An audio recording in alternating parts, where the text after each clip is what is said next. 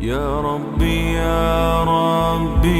إني أسألك العفو عني ولم يخب فيك ظني يا مالك الملك يا وال. أعوذ بالله من الشيطان الرجيم. بسم الله الرحمن الرحيم.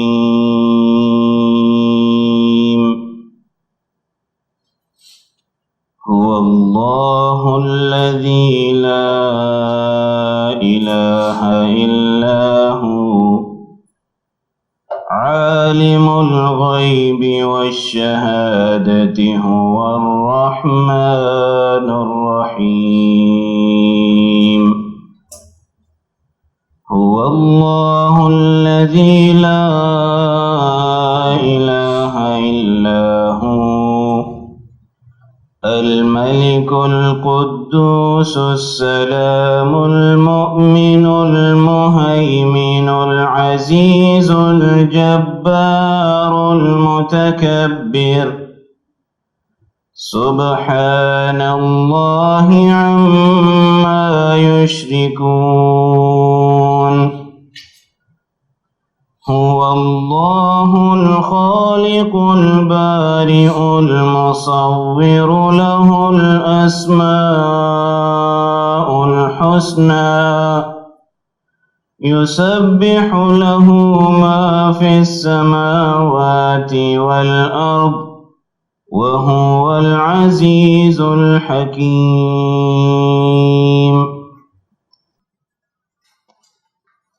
آپ میں سے اکثر لوگوں کے میں نے فارم دیکھے ہیں، تو مطلب ابھی فارمل بات ہم نہیں کر رہے ہوتے، اس سے پہلے ایک چھوٹی سی بات کی طرف توجہ دلا دیں. تو آبجیکٹو میں، ایمز میں اکثر لوگوں نے اپنے ایمز کا، گولز کا، زندگی کے، لائف کے مقاصد کا تذکرہ کیا. تو ایک تو یہ ہے کہ عمومی ہماری زندگی کے مقاصد تو یہی ہیں کہ اللہ کو راضی کرنا، اس میں تو کوئی شک نہیں. جنت میں جانے والے ہم بن جائیں، اللہ کو راضی کرنے والے بن جائیں. لیکن یہ ہے کہ ہمارے سارے مقاصد اخروی نہیں ہیں، آخرت سے ریلیٹڈ نہیں. کچھ ہماری زندگی کے مقصد، آبجیکٹو ایسے ہونے چاہیے جو اس دنیا سے متعلق ہوں. یہ بہت ضروری ہے، یہ ایمان کا بنیادی تقاضا ہے. اس کے بغیر بہت مشکل ہے، مطلب انسان کہے کہ میں کوئی شعوری زندگی گزار رہا ہوں، بہت مشکل ہے یہ کلیم کرنا، یہ دعویٰ کرنا. بس دو چار لوگوں کے اچھے جوابات تھے جس سے لگتا ہے کہ انہوں نے اس دنیا کا بھی کوئی آبجیکٹو رکھا ہے.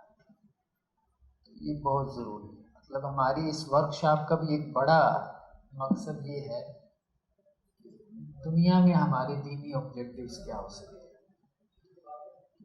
جن کو ہم مکمل کر سکیں، جن کو پورا کرنے کے لیے ہمیں سوچنا چاہیے، کچھ ایفرٹ کرنی چاہیے.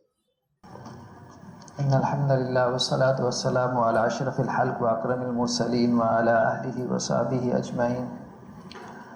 اما بعد فاعوذ باللہ من الشیطان الرجیم. بسم اللہ الرحمن الرحیم. اللہ لا الہ الا هو الحی القیوم. صدق اللہ العظیم. تو ہماری یہ جو 2 روزہ ورکشاپ ہے، اس کا جو مین تھیم ہے، مرکزی خیال ہے، وہ اسلامک انٹلیکچوئل تھاٹ ہے، جسے ہم فکر اسلامی کہتے ہیں یا دانش اسلامی کہتے ہیں. تہذیبوں کا غلبہ 2 طرح کا ہی ہوتا ہے، مطلب ہم میں سے سب لوگوں کے علم میں ہے، یا تو سیاسی غلبہ ہے یا پھر فکری غلبہ ہے. تو ویسٹرن سویلائزیشن اس وقت سیاسی طور پہ بھی غالب ہے، مطلب اس میں کوئی شک نہیں ہے، اور فکری طور پہ بھی وہ لوگ غالب ہیں. سیاسی غلبہ ایسا ہے کہ ہر دوسرے بندے کو اس کا احساس ہو جاتا ہے، مطلب ہم غلام بنا لیے گئے ہیں. یہاں پہ جو ہے وہ برٹش کالونی بن گئی، ہمارا سب کانٹیننٹ، سب کے اندر احساس پیدا ہو گیا ہم فکری طور پہ مغلوب ہیں یا ہمیں ڈومینیٹ کر لیا گیا ہے، تو اس کا احساس بہت کم لوگوں میں پیدا ہوتا بھی ہے اور ہوا بھی ہے ایکچوئل میں۔ اور ہمارے ہاں جو مسلم سوسائٹیز ہیں ان کی طرف سے مطلب سیاسی غلبے کا تو رسپانس بہت شدت سے آیا نا، ہر جگہ ہی آیا، تحریکیں کھڑی ہو گئیں، جہاد کی، یہ وہ۔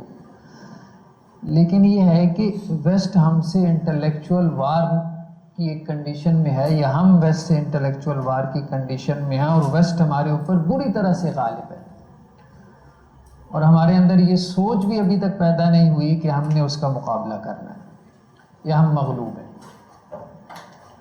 تو یہ بیسیکلی ہماری جو 2 روزہ نشست ہے، اس کا یہ موضوع ہے کہ فکری جو اس وقت ایک جنگ چل رہی ہے خاص طور پہ اسلام کے ساتھ، تو اس میں ہم کیا کر سکتے ہیں یا ہمیں کیا کرنا چاہیے۔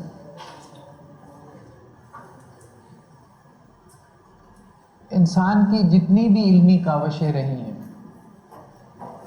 شروع سے اگر ہم انسان کی تاریخ کا ہم جائزہ لیں تو انسان کی جتنی بھی علمی کاوشیں رہی ہیں، ان سب علمی کاوشوں کے پیچھے، ایفرٹس کے پیچھے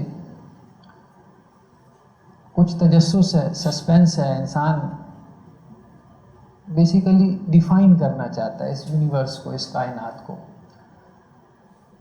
کچھ لوگ مذہب کے ذریعے سے ڈیفائن کرنا چاہتے ہیں، مطلب انسان سمجھنا چاہتا ہے کائنات کیوں ہے، کیسے ہے، کس وجہ سے ہے، انسان کیا ہے، کیا نہیں ہے، کیسے ہے۔ تو یہ سب جو علمی کاوشیں ہیں، ان کو مختلف اپروچز سے سمجھا گیا۔ کچھ لوگوں نے فلاسفی کے راستے سمجھنے کی کوشش کی، یونیورس کو ڈیفائن کرنے کی کوشش کی۔ اہل مذہب نے بھی یہ کاوشیں کی ہیں۔ اب موجودہ دور میں، ماڈرن ایج میں جس کا ہم حصہ ہیں، تو سائنس کا بیسیکلی مقصد کیا ہے؟ وہ یونیورس کو سمجھنا چاہتے ہیں، کائنات کو سمجھنا چاہتے ہیں۔ اب اس میں جو لیٹسٹ اپروچ ہے، مطلب سائنس کی، جسے ہم معراج کہہ سکتے ہیں، کہ جتنا کچھ انسان نے سوچ سکنا تھا، انسان نے سوچ لیا نا، مطلب فلسفہ سوچ لیا، اب تو فلسفے کا دور ختم ہو گیا، اب تو ہم سائنس کے دور میں داخل ہو چکے ہیں نا۔ فلسفہ تو ایک طرح سے، وہ تو سائنس والے تو یہی کہتے ہیں، کلیم کرتے ہیں مر چکا ہے، ختم ہو گیا، ویسے بھی مر چکا ہے، اور یونیورسٹیز میں کئی فلسفے کے ڈپارٹمنٹ آپ کو نظر نہیں آتے، اگر ہیں تو آباد نہیں ہیں۔ اب یہ ہے کہ اب سائنسٹسٹوں کے دور میں ہم رہ رہے ہیں، سائنسدانوں کے دور میں ہم رہ رہے ہیں۔ اب سائنس میں جو معراج ہے، جہاں تک پہنچ چکے ہیں یا جہاں یہ پہنچنا چاہتے ہیں، وہ یہ ہے کہ وہ ایک ایکویشن بنانے کے چکر میں ہے، ایک ایکویشن ایسی کہ جس سے یہ پوری یونیورس ڈیفائن ہو جائے۔ یہ مطلب آپ کہیں کہ ہزارہ سال سے ہر ڈسپلن کے اندر، فلاسفی میں، ریلیجن میں، سائنس میں، ہر میجر ڈسپلن کے اندر انسان کی یہ خواہش رہی ہے کہ بس وہ کچھ ایسی ایکویشن دے دے، کوئی ایسی مساوات دے دے، کوئی ایک ایسا جملہ بول دے، کچھ ایسا جو ہے وہ بیانیہ نیریٹو دے دے کہ جس سے ہر چیز ڈیفائن ہوتی چلی جائے، مطلب سب چیزیں کھلتی چلی جائیں، بس ہر چیز سمجھ میں آ جائے، ساری گتھیاں جو الجھی ہوئی ہیں گویا وہ سلجھ جائیں۔ اب اس کو سائنس والے تھیوری آف ایوری تھنگ کہتے ہیں، مطلب ایک ایسی تھیوری ہے کہ جس سے ہم ایوری تھنگ، ہر چیز کو ڈیفائن کر دیں، ہر سوال کا جواب آپ کو مل جائے گا اس تھیوری سے۔ اور اس میں مطلب لیٹسٹ جو کنٹریبیوشن ہے اس میں، وہ اسٹیون ہاکنگ کی ہے۔ مطلب کہا جاتا ہے کہ آئنسٹائن کے بعد اسٹیون ہاکنگ کہا جاتا ہے، مطلب اگرچہ آئنسٹائن کے بعد سب سے بڑا سائنسٹسٹ نہ بھی ہو، لیکن بہرحال بہت بڑا سائنسٹسٹ ہے۔ تو اب وہ یہ چاہ رہے ہیں کہ ہم ایک ایسی تھیوری دے دیں دنیا کو کہ جس سے ہر سوال کا جواب مل جائے، خدا ہے، نہیں ہے، انسان ہے، کیوں ہے، کہاں سے آ گیا ہے، کیسے آ گیا ہے، زندگی کا مقصد کیا ہے، اخلاقیات کیا ہیں، خیر کیا ہے، شر کیا ہے، گڈ کیا ہے، ایول کیا ہے، ہر چیز کا، ایوری تھنگ کا جواب آپ کو مل جائے گا۔ یہ کیوں ہے، کیسے ہے، کس طرح سے ہے، یہ نہیں ہے تو کیوں نہیں ہے۔ اب وہ ایکویشن بنانے کے اس کے اندر اس کو ابھی جو ابتدائی مراحل میں اس کا جو ڈرافٹ انہوں نے تیار کیا، کبھی اس کو اسٹنگ تھیوری کہہ دیتے ہیں، کبھی اس کو ایم تھیوری کہہ دیتے ہیں۔ اب اس میں یہ بات ہو رہی ہے کہ اس میں کچھ لوگ کہہ رہے ہیں کہ 10 ڈائمنشنز ہیں، کچھ کہہ رہے ہیں کہ 11 ڈائمنشنز ہیں۔ بہرحال ہر دور میں انسان کی یہ خواہش رہی ہے، مطلب 3 ڈائمنشنز تھی نا پہلے، مطلب ہم 3D کے اندر ہیں نا، چوڑائی، لمبائی اور گہرائی میں۔ پھر چوتھی ڈائمنشن جس کو بہت زیادہ ایمفیسائز کیا آئنسٹائن نے، وقت ٹائم کے بغیر آپ چیزوں کو نہیں سمجھ سکتے ہیں، صرف اسپیس سے آپ چیزوں کو نہیں ڈیفائن کر سکتے، ٹائم کا ایلیمنٹ بھی ساتھ شامل کرنا پڑے گا۔ اب وہ اچانک 10 ڈائمنشنز کے اوپر چلے گئے اور 11 تک چلے گئے۔ چیزوں کو اگر آپ نے سمجھنا ہے تو آپ کو اتنی ڈائمنشنز سے دیکھنا پڑے گا، لیکن وہ ڈائمنشنز ان کے قابو میں نہیں آ رہی، مطلب تھیوریٹیکلی موجود ہیں لیکن سمجھنا کیا، سمجھانا مشکل ہے۔ تو مطلب وہ لوگ اس کام کے اندر لگے ہوئے ہیں، مطلب ان کے ایک فکری جو ہے وہ ایک ہسٹری ہے ان کے فکر کی، ان کے تھاٹ کی، لیکن ہمارے ہاں ابھی یہ سوچ نہیں ہے کہ ہمارے پاس تو بہت بہترین چیزیں موجود ہیں، مطلب سب کام ہوا ہے ہماری تاریخ میں، اور ہمارے علماء نے، ہمارے اسکالرز نے کر دیا، بس تھوڑی سی اگر ہم توجہ کریں تو بہت ساری ایسی چیزیں کہ جس کے لیے انہوں نے زندگیاں کھپا دی اور انہیں سمجھ نہیں آ رہی، ہم وہ بہت آسانی سے کر سکتے ہیں اس کو۔ ماڈرنٹی پہلے آپ میں سے اکثر لوگوں نے سنا ہوگا، جسے ہم جدیدیت کہتے ہیں۔ جدیدیت کے اندر ایشو یہ تھا کہ آپ چیزوں کو ڈیفائن کرنا چاہتے تھے، تو چیزوں کو ڈیفائن کرنے کے لیے ایک اپروچ یہ تھی کہ یہ جو دنیا کے اندر چیزیں اس وقت تک ڈیفائن نہیں ہو سکتی جب تک کہ آپ کچھ چیزوں کو پرنسپلز نہ مان لیں، یعنی کچھ یونیورسلز ہیں، یونیورسل ٹروتھ جسے آپ کہتے ہیں، کچھ پرنسپلز ہیں، وہ آپ کو ماننے پڑیں گے۔ جدیدیت میں یہ اپروچ تھی کہ انہوں نے مذہب کو نہیں مانا، مذہب سے انہوں نے کائنات کو ڈیفائن کرنے کی کوشش نہیں کی، تو آپ کو ڈیفائن کرنے کے لیے ڈیفائنر چاہیے۔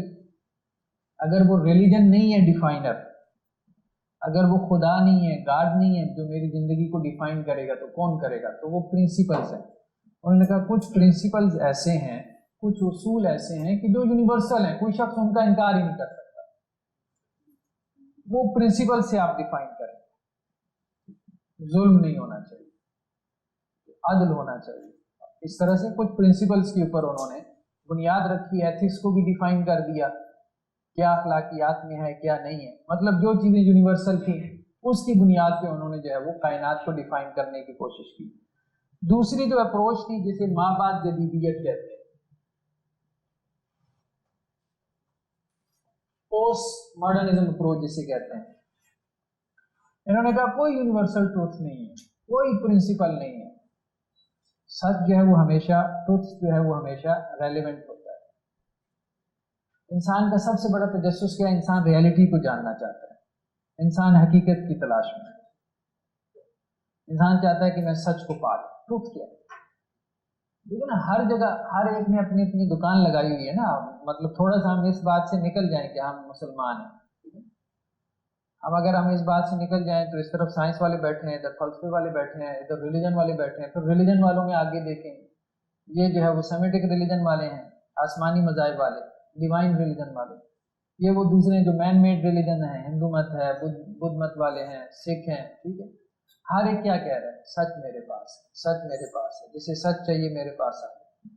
مطلب کیا جو کرسچینٹی کو فالو کرنے والے ہیں، ایک پریسٹ، ایک پادری جو ہے، ان میں سے کتنے جو اپنے آپ کو مطلب سمجھ، کچھ ایسے بھی ہوں گے جنہوں نے چلے اسلام کو اسٹڈی کیا، سمجھ لیا کہ اسلام ٹھیک ہے، میجورٹی تو ایسے لوگوں کی ہوتی ہے جو ساری زندگی یہی سمجھتے ہیں کہ سچ ہمارے پاس ہے۔ ہر جگہ پہ یہی ہے، سائنسز یہ سمجھ رہے ہیں کہ سچ میرے پاس ہے، ریالٹی میرے پاس ہے، فلاسفر یہ سمجھ رہا ہے، ریلیجن والے یہ سمجھ رہے ہیں۔ تو ماں بعد جدیدیت والوں نے آ کے کہا کہ سچ جو ہے، ٹروتھ جو ریالٹی ہے، یہ ریلیونٹ ہے، یہ ایک اضافی چیز ہے، سب کا سچ سچ ہے، سچ ایک نہیں ہے۔ یعنی جدیدیت تک اپروچ کیا تھی؟ جدیدیت تک اپروچ یہ تھی کہ سچ ایک ہے، ریالٹی ایک ہے، حقیقت ایک ہے، باقی سب غلط ہے، ٹھیک ہے، اس لیے سب اس ایک ٹھیک کی تلاش میں تھے، ہو سکتا ہے پہنچ جاتے اس پہ اپنے آپ کو غلط سمجھتے ہوئے. انہوں نے آ کے گویا ایک طرح سے بیڑا غرق کر دیا، اور اس میں خود ان کو سائنس سے بھی بنیادیں مل گئیں. Theory of the general relativity ہے کہ ہر انسان اپنے اینگل سے بالکل ٹھیک سمجھتا ہے. اور پھر انہوں نے کیا کام کیا کہ انہوں نے تمام علوم کو، یعنی جدیدیت والوں نے تمام علوم کو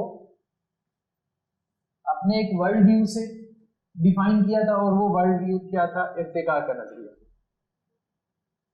تھیوری آف ایوولوشن. مطلب یہ ان کا بہت بڑا کمال ہے ماڈرنٹی کا کہ انہوں نے ہر ماڈرن سائنس کو ایوولوشن کے نظریہ کے اوپر، مطلب ایک ان کا پورا ورلڈ ویو ہے نا کائنات کے بارے میں، یونیورس کے بارے میں.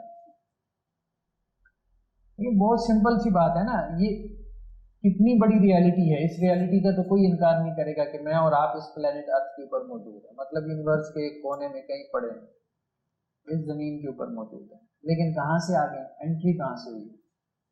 بس اس سوال کا تجسس ہے کہ ہم کہاں سے اس پلانٹ ارتھ میں انٹر ہوئے، ایگزٹ کہاں ہوئے؟ دوسرا بڑا کوشچن ہے. آ کہاں سے رہے ہیں یہاں اس زمین پر، جا کہاں ہے؟ تو جدیدیت والوں نے اس کا جو جواب دیا وہ انٹری کا، وہ تو ارتقاء سے دیا، ایوولوشن سے. اور صرف یہ نہیں کہ سائنسسٹ جو ہے ان کی بنیاد ایوولوشن کا نظریہ. آپ مطلب ان کی ہسٹری کو دیکھ لیں، پورا ہسٹری کا ڈسپلن انہوں نے ایوولوشن کے نظریے پہ کھڑا کر دیا کہ ہسٹری جو ہے وہ اس میں ارتقاء ہو رہا ہے. یہاں تک کہ ایک وقت آئے گا اینڈ آف ہسٹری کا جو کانسیپٹ آ گیا کہ ہسٹری ختم ہو جائے گی. ارتقاء کیسے ہو رہا ہے کہ ایک تھیسس آتا ہے، پھر اینٹی تھیسس آتا ہے، پھر سنتھیسس بن جاتا ہے، پھر اسی طرح سے چلتا رہتا ہے، معاملہ چلتا رہتا ہے. کوئی اور ان کا آپ ڈسپلن پکڑ لیں، ہر ڈسپلن کے اندر انہوں نے ایوولوشن کی تھیوری لگا دی. لسانیات، لنگوسٹک جسے کہتے ہیں، زبانیں، زبانوں کے اندر زبانیں کیسے بنی ہیں؟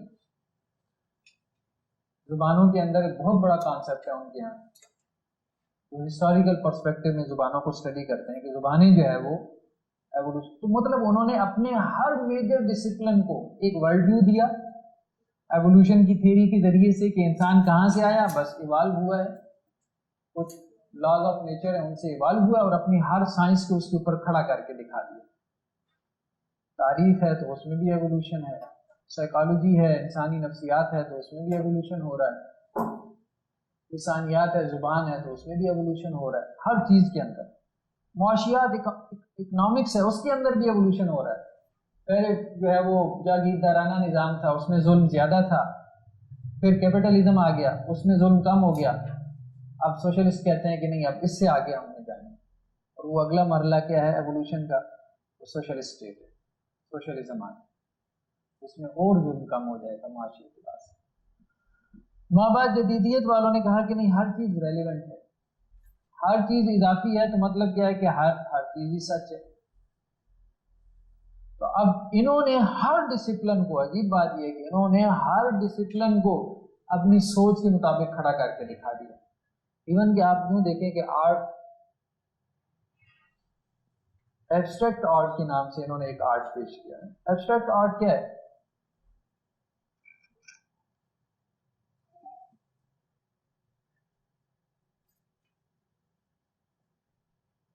کبھی آپ ایبسٹریکٹ آرٹ دیکھیں تو ایبسٹریکٹ آرٹ یہی ہے کہ مطلب جو جیسے مرضی ڈیفائن کر لے اس کو. مصور نے تصویر بنائی ہے، تصویر کیا بنائی ہے مطلب ہے آپ کو ایسے، آپ تو یہ کہیں گے کہ یار بس چھینٹے مار دیے بس. اب آپ سمجھیں کہ یہ گدھا ہے، کوئی سمجھے یہ انسان ہے، کوئی سمجھے نہیں کتا بنایا ہے، کوئی کہے بھائی بلا بنایا ہے، کیا بنایا ہے. ریلیونٹ ہے، ٹروتھ کیا ہے؟ ریلیونٹ ہے، سچائی ریلیونٹ ہے. تو انہوں نے ایبسٹریکٹ آرٹ یعنی آرٹ کو بھی ریلیونٹ بنا دیا.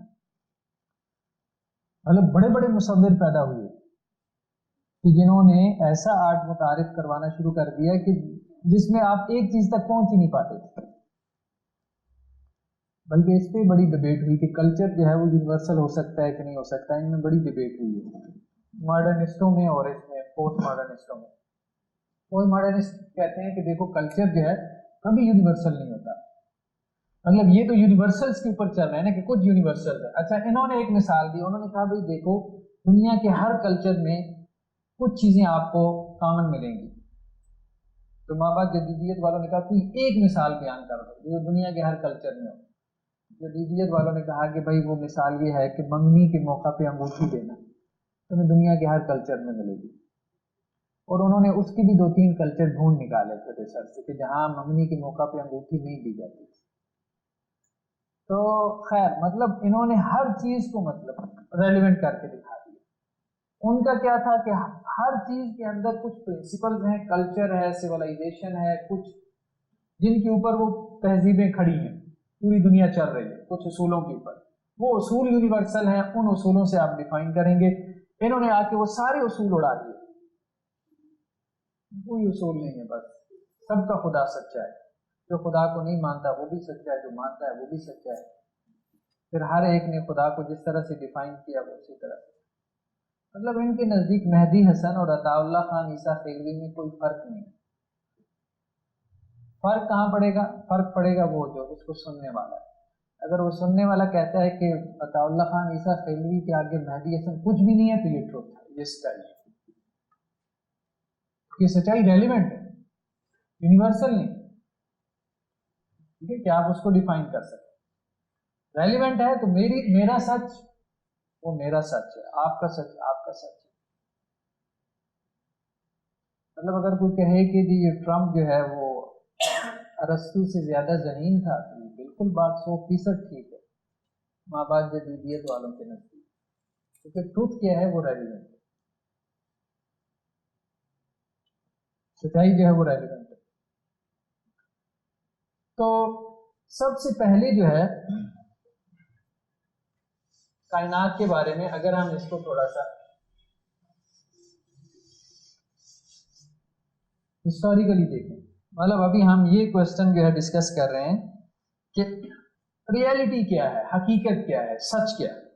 یہ سوال سب لوگوں کے سامنے آیا, سب بھی حق کی تلاش میں. ہمارے ہاں بھی مطلب مسالے کے اندر بھی جو جنگ ہوتی ہے نا, وہ کیا کہتے ہیں, ہر بندہ کہتا ہے میں حق کی تلاش میں ہوں, میں حق کی تلاش میں ہوں, سرچ اپ ٹروتھ. سب کا کلیم یہی ہے بیسیکلی. بہت آپ مائنر لیول مائکرو لیول پہ آ جائیں, بہت میکرو لیول پہ بھی چلے جائیں, یہی انسان کہہ رہا ہوتا ہے. کائنات کے بارے میں کہ کائنات کا سچ کیا ہے, سب سے پہلے جو ہے وہ پارمینیڈائز کے بارے میں آتا ہے کہ اس نے جو ہے وہ کائنات کے بارے میں یہ تصور پیش کیا کہ کائنات جو ہے وہ بیسیکلی اس کے 2 رخ,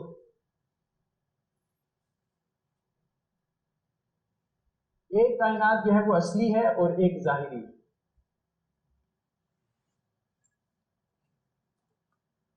جو اصلی کائنات ہے اس کے بارے میں اس نے کہا کہ اس میں ثبات ہے, اور جو ظاہری ہے اس میں تغیر ہے. یعنی ظاہری کائنات یہ ہے, ظاہری یونیورس جو ہمارے سامنے ہے, سب کچھ جو ہمیں نظر آ رہا ہے یہ ظاہری ہے, اس میں تغیر ہے. تغیر تو سمجھتے ہیں نا, مطلب اس میں تبدیلی آ رہی ہے. اس کائنات کے پیچھے یہ جو ظاہری کائنات ہے اس کے پیچھے ایک اور کائنات ہے جو کہ اوریجنل ہے, اوریجنل یونیورس وہ ہے, حقیقت وہ ہے, اس میں کوئی تبدیلی. مطلب یہ بھی فلسفیوں کے ہاں بڑا مسئلہ رہا ہے, وہ یہ کہتے ہیں کہ حقیقت کے اندر تبدیلی نہیں آتی, حقیقت ہمیشہ ایک رہتی ہے, وہ متغیر نہیں ہوتی, چینج نہیں ہوتی. اس کائنات میں آپ کو تبدیلی نظر آتی ہے. انسان ہے, بچہ ہے, بچے سے جو ہے وہ جوان ہو گیا, جوان سے بوڑھا ہو گیا, ہر لمحے مطلب ہمارے اندر سیلز بن رہے ہیں, ٹوٹ رہے ہیں, سب کائنات کے اندر تغیر ہے.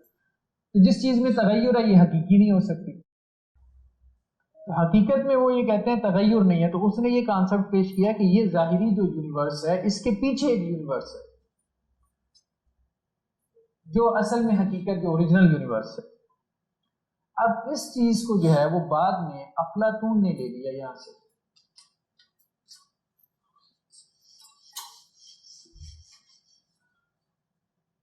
افلاطون نے یہ کانسیپٹ دیا کہ بیسیکلی جو ہے وہ عالم سے مراد برڈ, دنیا, دنیا کو ڈیفائن کر رہے ہیں نا کہ عالم جو ہے وہ دو ہے، ایک عالم مثال ہے اور ایک عالم مادی ہے، یا اس کو حسی کہہ رہے ہیں، حسی حواس سے ہے۔ حواس سمجھتے ہیں نا، 5 سینسز، وہ عالم جس کا ہم ادراک، جس کی پرسیپشن جو ہے وہ 5 سینسز سے ہوتی ہے، وہ عالم حسی ہے جو ہمارے سامنے ہے۔ اس عالم کے پیچھے جو ہے وہ ایک اور عالم ہے، ایک اور اس دنیا کے پیچھے۔ ابھی سائنس میں یہ کانسیپٹ آ رہا ہے پیرلل ورلڈ کا، پیرلل ارتھ کا، مطلب فلاسفی آف سائنس میں تو اب خیر اتنا کچھ آ گیا ہے کہ بس وہ لگتا ہے کہ ہیری پوٹر ہی بنا دی انہوں نے، تو بہت کچھ، مطلب پیرلل یونیورس کا کانسیپٹ، ملٹی ورس کا کانسیپٹ، کائناتیں ایک سے زیادہ ہیں، ایک یونیورس کے پیرلل یونیورس موجود ہے، پیرلل ارتھ کا کانسیپٹ، اس زمین کے پیرلل ایک اور زمین موجود ہے جہاں سے یہ سب کچھ چل رہا ہے۔ باہر جو بھی ہے وہ، اب ظاہری بات ہے مذہب سے جب جان چھڑائی ہے تو ڈیفائن تو کرنا پڑے گا، سر کے اوپر آئی تو ہے کہ اگر خدا نہیں چلا رہا تو پھر کیسے چل رہی ہے، ذرا بتاؤ تو صحیح نا، سچ کیا ہے پھر؟ اگر خدا سچ نہیں ہے تو پھر کیا سچ ہے؟ وہ سچ تو وہ پھر ادھر ادھر کے، جیسے قرآن کہتا ہے کہ تیر تکے چلاتے ہیں تو وہ چلا رہے ہیں۔ تو عالم، اس کو آپ یوں سمجھیں کہ افلاطون یہ کہتا ہے کہ جیسے ایک گھوڑا ہے اس دنیا میں بہت سارے گھوڑے ہیں، ہزاروں لاکھوں گھوڑے ہیں، دنیا میں جتنے گھوڑے ہیں ان سب کے پیچھے عالم مثال میں ایک گھوڑا ہے جو آئیڈیل گھوڑا ہے۔ دنیا میں جتنے انسان ہیں ان سب کے پیچھے ایک آئیڈیل انسان ہے جو عالم مثال میں ہے۔ یہ سب اس کی کیا ہیں؟ فوٹو کاپی ہیں، اس لیے ان میں فرق ہے۔ وہ آئیڈیل ایک ہی ہے، آئیڈیل گھوڑا ایک ہی ہے، آئیڈیل انسان ایک ہی ہے، حقیقت ایک ہی ہے، وہ سنگولر ہے۔ لیکن اس سے آگے جو گھوڑے بنے ہیں یہاں دنیا میں وہ بہت سارے ہیں، ان میں ویریشن ہے، ان میں آپ کو فرق بھی نظر آئے گا، ان میں تفاوت بھی ہے، ان میں ڈفرنس بھی ہے۔ تو یہ عالم مثال کا کانسیپٹ دیا افلاطون نے۔ یہ تقریباً افلاطون کا جو زمانہ بنتا ہے 348، مطلب جسے ہم قبل مسیح کہتے ہیں نا، BC۔ افلاطون کے بعد جو صاحب آئے،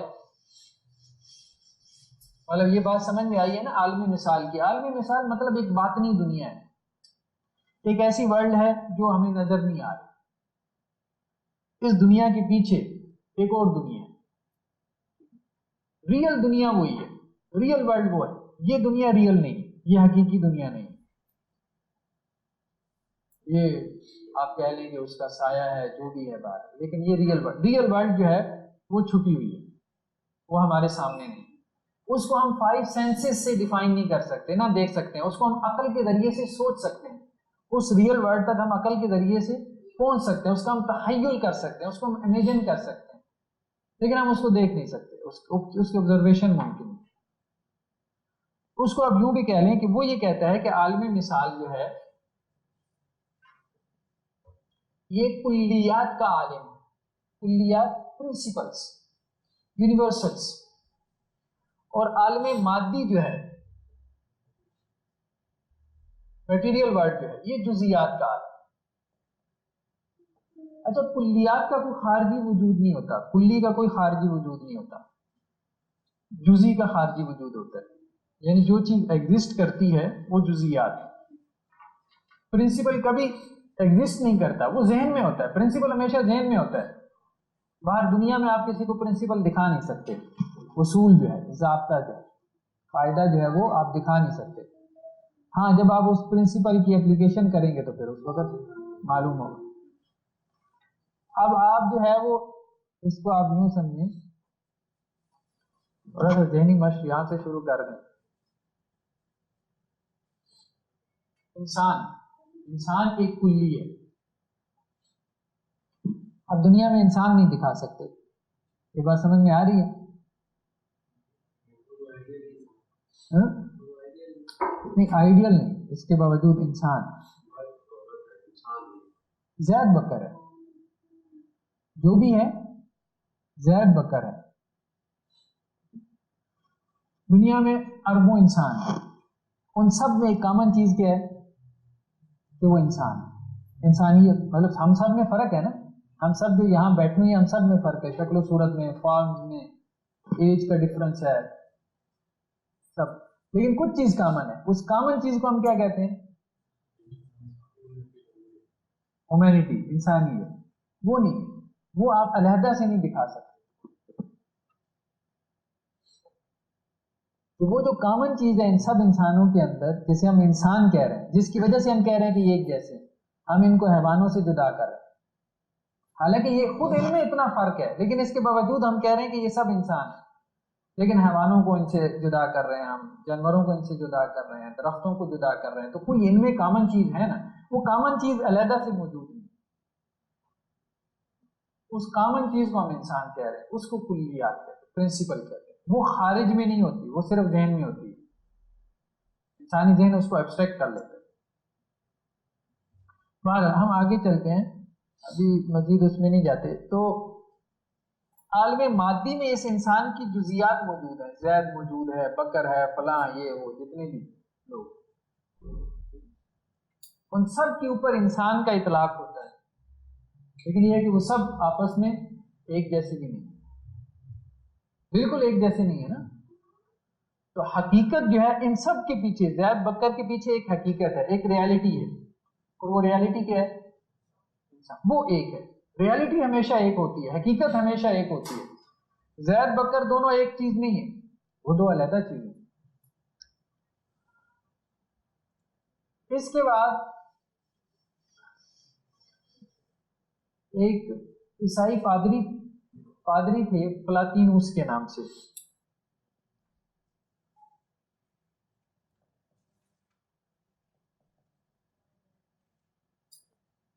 ان کا جو ٹائم پیریڈ ہے 270, مطلب عیسوی کا 270 میں ہم وفات دیکھ رہے ہیں. مطلب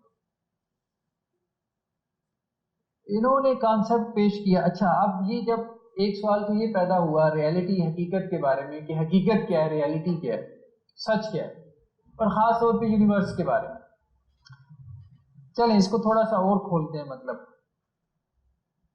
سوال یہ پیدا ہوا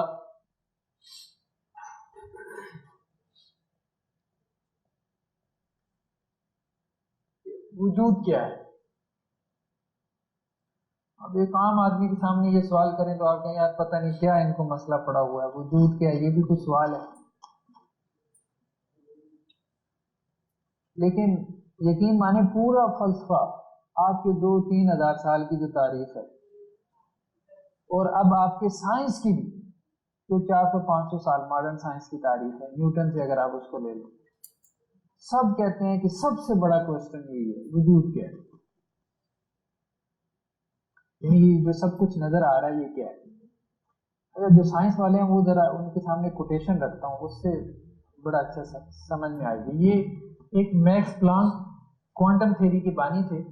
کوانٹم فزکس تو جانتے ہوں گے نا آپ میں سے اکثر لوگ. فزکس میں 2 میجر ڈسپلنس پیدا ہوئے. ایک تو جسے تھیوری آف ریلیٹیوٹی کہتے ہیں, اور ایک کوانٹم فزکس. کوانٹم فزکس کی بانیوں میں سے ہے میکس پلانک. اب ذرا وہ دیکھیں کہ وہ وجود کو ڈیفائن کر رہے ہیں. مطلب سائنسٹسٹ کے سامنے جب یہ سوال آیا کہ وجود کیا ہے, انسان کس چیز سے بنا ہوا ہے, مائکرو لیول پہ چلے جائیں, کہاں تک پہنچ گیا, ایٹم تک پہنچ گیا نا. تو ساری چیزیں کس سے بنی ہوئی ہیں, ایٹم سے. اب ایٹم کو ڈیفائن کرنا شروع کر دیا, ایٹم کس سے بنا ہوا ہے. اچھا, ایٹم نیوکلیس ہے, ایٹم کے اندر اور کیا ہے, نیوٹران ہے, پروٹون ہے, الیکٹران ہے, پتہ نہیں. آپ تو کہہ رہے ہیں کہ جی کو مور دین 100 پارٹیکل ڈسکور کر لیں. اچھا, اب یہ پارٹیکل کس سے بنے ہوئے ہیں. اب اس سے بھی نیچے لیول پہ چلے گئے, کوارکس. کوارکس میں وہ یہ کہہ رہے ہیں کہ جی یہ بیسیکلی چارج, پازیٹیو اور نیگیٹو چارج. تو غالباً اس کی اسپیلنگ یہی ہے, اگر نہیں ہے تو درست کر لیجیے گا. تو سی نکال. تو کوارکس کے بارے میں جو ہے اب یہ ہے کہ اب کوارک سے بھی نیچے جانا چاہتے ہیں، میٹر کو ڈیفائن کرنا چاہتے ہیں ہے کیا. اب میکس پلانک صاحب کی جو ہے یہ کوٹیشن ہے وہ کیا کہتے ہیں.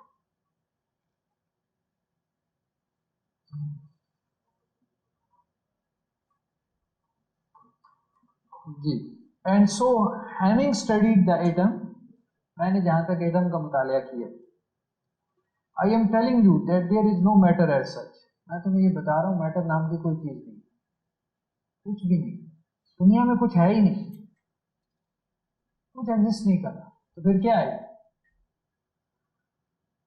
آل metre arises and persist only due to a force that causes the atomic particles to vibrate. صرف ایک قوت موجود ہے، فورس موجود ہے، بس اس فورس کی وجہ سے یہ ایسے لگتا ہے جیسے پارٹیکلز حرکت کر رہے ہیں، اور ان پارٹیکلز کی حرکت کی وجہ سے یہ سارا وجود جو آپ کو نظر آ رہا ہے. یہ ایک اپروچ ہے وجود کو ڈیفائن کرنے کی یا وجود کو سمجھنے کی کہ ایگزسٹنس ہے کیا. اب یہ ایک اپروچ ہے. تو ہم بات کر رہے تھے کہ یہ ایک بڑا سوال پیدا ہوا کہ وجود کیا ہے. دوسرا بڑا سوال جو ان کے ہاں رہا ہے وہ یہ ہے کہ علم کیا ہے.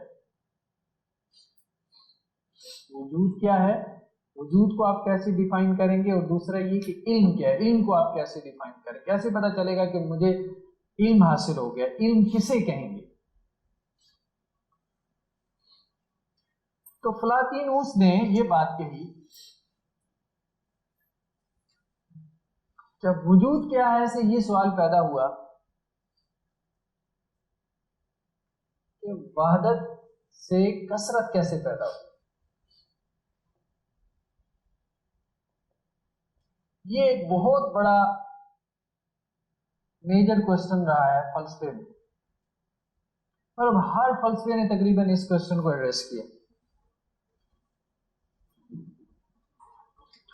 ایک چیز تو ان کے ہاں کامن رہی، بلکہ وہ مذہب والوں کے ہاں بھی کامن رہے، سائنس والے بھی یہی بات کر رہے ہیں، فلاسفی والے بھی یہی بات کر رہے ہیں، ریلیجن والے بھی یہی کہہ رہے ہیں کہ ریئلٹی جو ہے نا وہ وحدت ہے.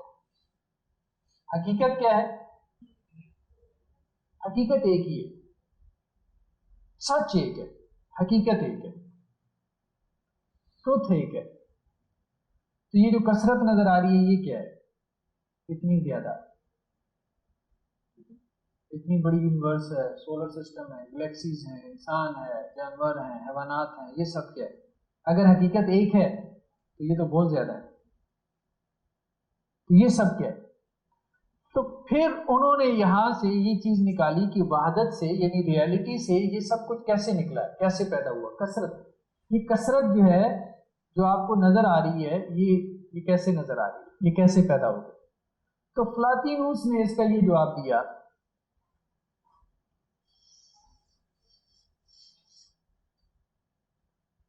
اس نے کہا کہ بیسیکلی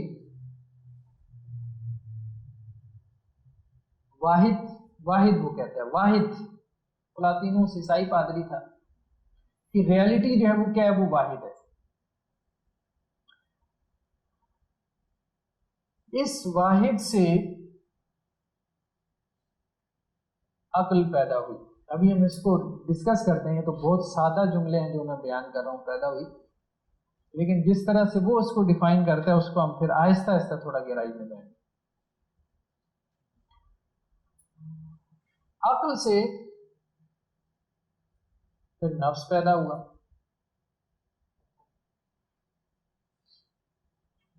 نفس سے پھر جسم پیدا ہوا.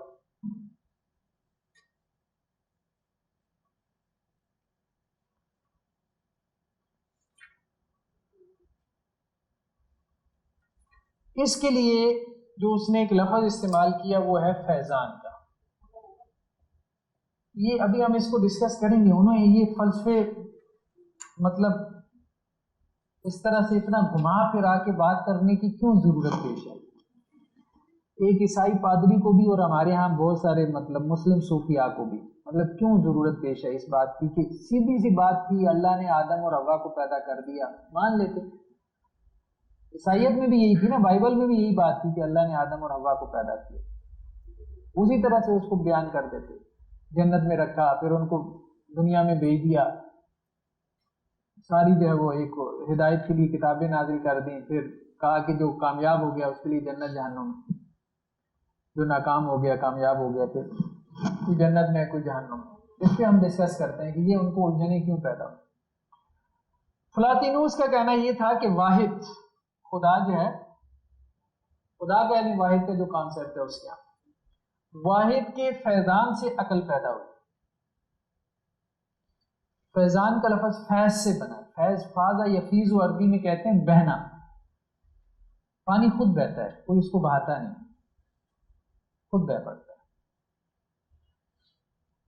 تو فیضان کا مطلب یہ ہے کہ یہ چیز انٹینشنلی نہیں تھی، غیر ارادی تھی۔ غیر ارادی سمجھ رہے ہیں نا، غیر ارادی کہہ رہے ہیں ہم کہ اس میں انٹینشن نہیں ہے واحد کی، واحد کی کوئی انٹینشن نہیں ہے، وہ نہیں چاہ رہا، لیکن اس کے باوجود اس سے عقل پیدا ہو گئی،